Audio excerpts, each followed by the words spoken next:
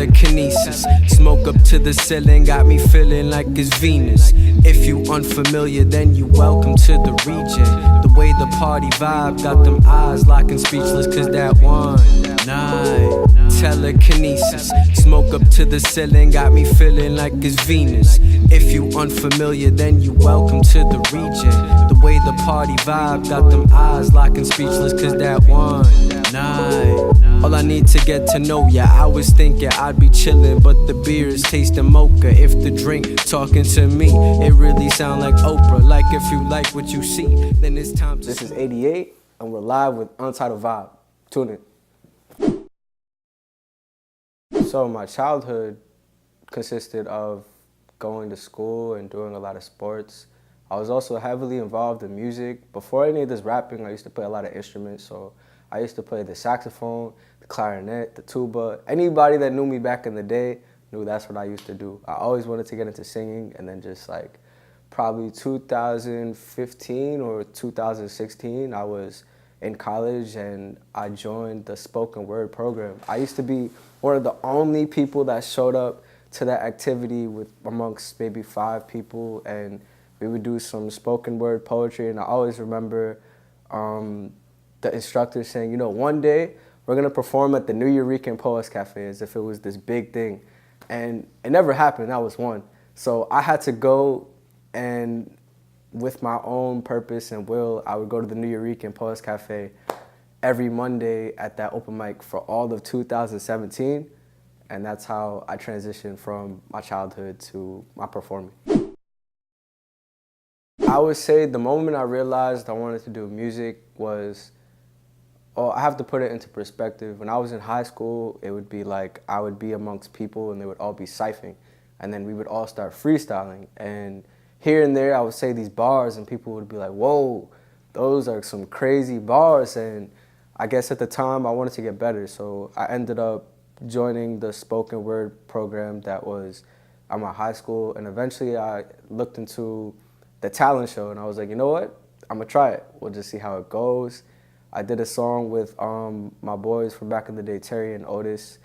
And if you find that hidden footage, just know it's very rare and it's not something that I will be putting on the internet anytime soon. So if you guys find it, you find it. But I'm on a different type of time now, and just, I guess from there, moving forward, I kept doing it and other people weren't.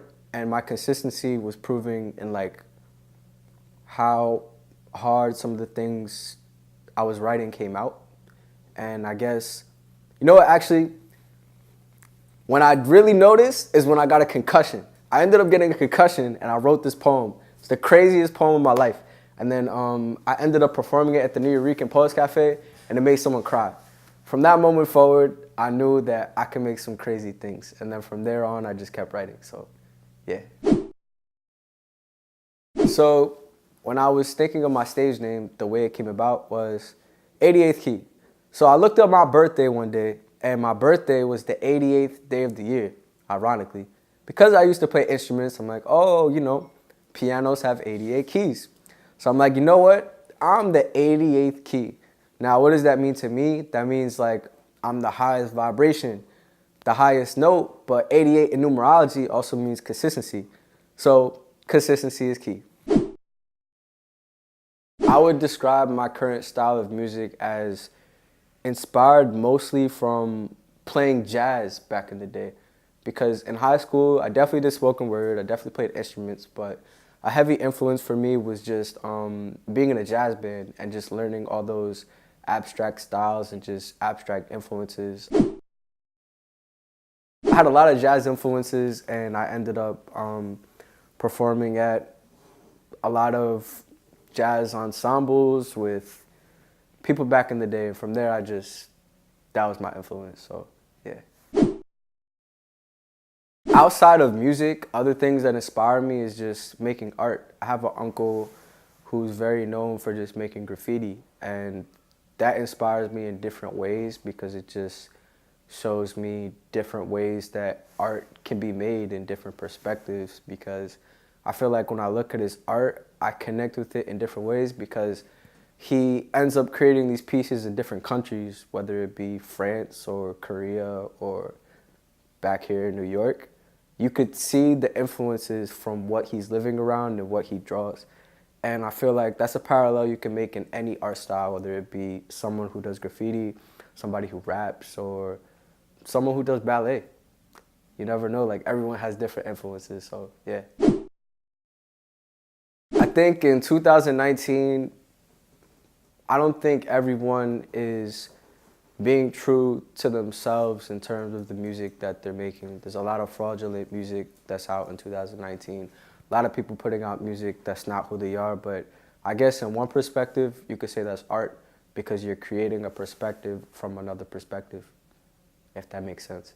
But I feel like true art comes from what you live and the pain you experience. Although, if you want to argue the other side, then you could say that that person is in tune with the pains and experiences of someone living another life, even though they're not living that life. So in a way, that's art too, because I could draw something on a piece of paper of a woman going through a depressed lifestyle, but I'm not a woman and I'm not depressed either. But that's art. So to each his own. I can't judge everybody's art. So when I make music, I have a different process than others in the sense that I feel like my best songs come when I write them dead in the morning, like right out of a dream. I feel like I can use inspirations from that dream and put them into my writings if I remember the dream vividly enough. Or it's just cool because I might read a book the night before I wake up with a beat in mind and then write that the next morning. But me personally, I have a stash of beats. And I try to wake up depending what vibe I'm feeling, and then I'm like, all right, I'm gonna write that. But I can write at any time of day. I just notice for me, it comes out the most vivid in the morning. Like I could write something in the morning and think it's trash. Fast forward 4 hours later in the day when like I'm more in tune with like the slump of the day, then I'm like, whoa, that was actually pretty well thought out and carved out. So I like writing in the morning. That's my preference. I like writing at night too, because it's after the whole day is over and my mind is a little cool. So every vibe of the day brings about a different writing style for me personally. So I never really know when I'm done with a song until I end up performing it for people, because I feel like a lot of people write songs and then they don't show it to the world and then they perform it, and then there are, I guess, pockets of the song that you didn't really get in tune with in terms of how you're going to say it to a crowd. And even though I guess making art isn't necessarily about being validated from your peers, in terms of my music, I like performing things in public before I record them, because for me, it just gives me a better sense of how the people connect with what I'm saying.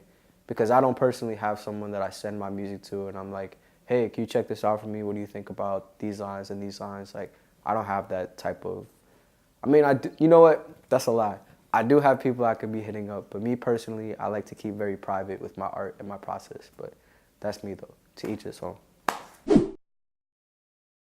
I would say besides music, one thing that I'm learning throughout this journey is just generational wealth. And for me, I want to create an everlasting entity that funds the future members of my family moving forward. Because when you look at people like Warren Buffett and people that are millionaires and billionaires, they all have businesses or just investments that could be passed down and trickle over into generations and generations and generations. Like, that's the type of time I want to be on moving forward. Entrepreneurship. In 2019, you can expect a project. Maybe you can expect 2 projects. You could definitely expect more expansion in my mind, because that's what I try to push every day, just being better than who I was yesterday. So whether that be physically working out, whether that be the soul, the music I make, or mind, body, soul, or my mind, just the books that I'm reading. Mind, body, soul. I'm always trying to push forward some aspect of all 3. My uncle told me every day you should read every day, you should write every day, or you should draw every day. So I take that pretty seriously, and if I'm not writing a song every day, then I'm reading a book. If I'm not reading a book, I'm drawing a picture, because the point is, after 100 days, if you're doing that consistently, you're going to get better at one of those things. You're going to be smarter if you read a book every day. You're going to be a better artist if you draw a picture every day, or you're going to be a better songwriter if you write 100 songs. It's just consistency. Success for me is reaching a level of myself that I haven't reached in terms of elevation. Like, I always want to push the mark. Success for me is generational wealth. Success for me is being an icon towards people I know and inspiring them to be better themselves. Success for me is positivity. Spread love.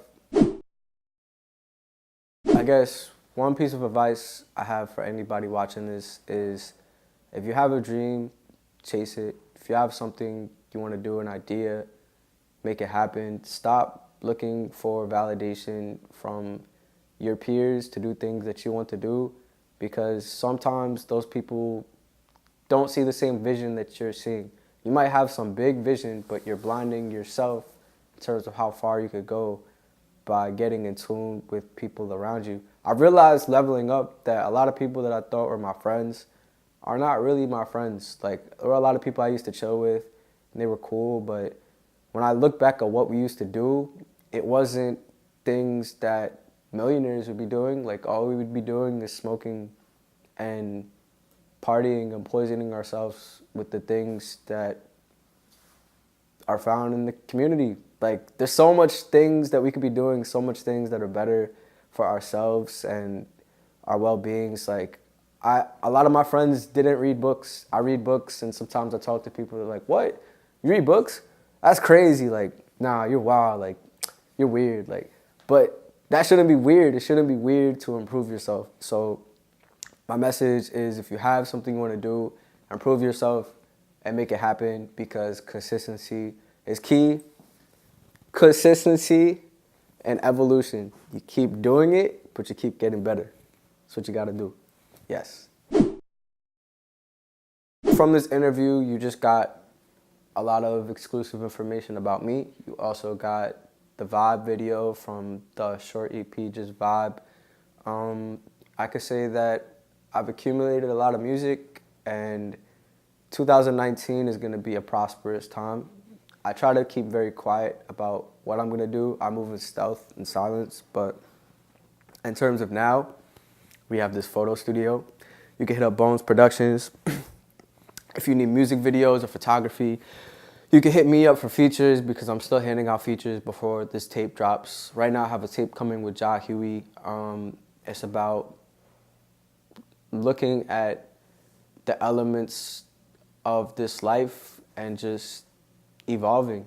You know, I feel like that's always my theme, but it's a little dark, but it also has a lot of aspects of love. So there's some sides of me in that tape that I haven't shown in my other music, as well as Huey and how he contributed in this project. But you're going to see it. Stay tuned. The Cozy Market comes every last Sunday of the month moving forward, so you definitely want to get involved. And you might not see me as much at events, but you'll see me at Cozy Markets and things that help my brand. So stay tuned. 88th Key, Untitled Vibe. You already know. Yeah.